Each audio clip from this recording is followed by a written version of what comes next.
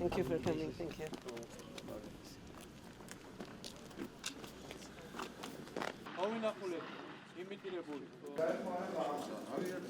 Salvador Ministro, Polkovnik Autoritativ Zoris Kapitanis Avlebashi.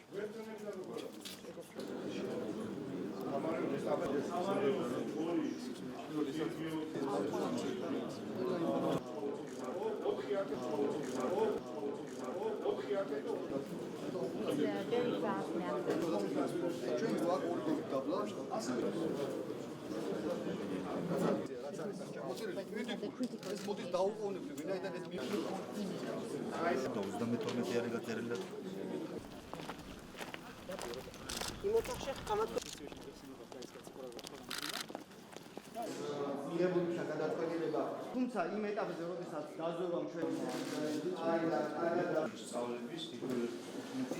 და აღმოსავლეთ დასავლეთის სცენარებს. ეგ სადმე მე კი,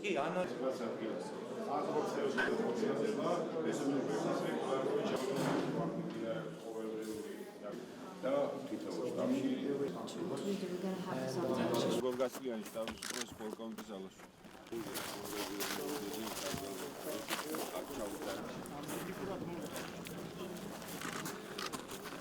ხორცელებად შეტევა ბაძე და განედევნათა წინააღმდეგის დაახლოებით ბრიგადა შედის ობიექტ ნომერ 1-ის მიმართულებით პირველი ქვეითი ბრიგადა და გააგრძელებს მეხუთე ქვეითი ბრიგადის ტაქტიკური ჯგუფი.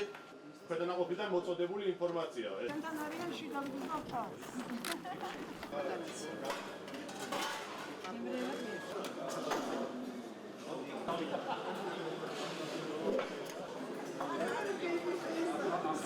მე ვფიქრობ, რომ ძალიან მნიშვნელოვანია განსაკუთრებით ამ ტიპის სწავლება, როდესაც უწყებათა შორისი ფორმატიც არის შემოტანილი.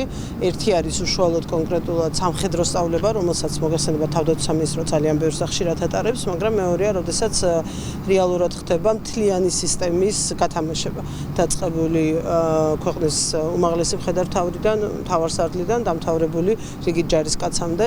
უფრო საინტერესო იქნება, რომ ყოველწლიურად ჩატარდეს და უფრო ინტენსიური ფაზაში შევიდეს და ჩვენ ვფიქრობთ, რომ შესაძლებელია ასევე სწორედ აი ამ უწყებათა შორისის ფორმატის გაძლიერებისთვის ცალკე ციკლი შემოვიტანოთ მხოლოდ პოლიტიკური ხელმძღვანელობის დონეზე სწავლების ჩასატარებლად.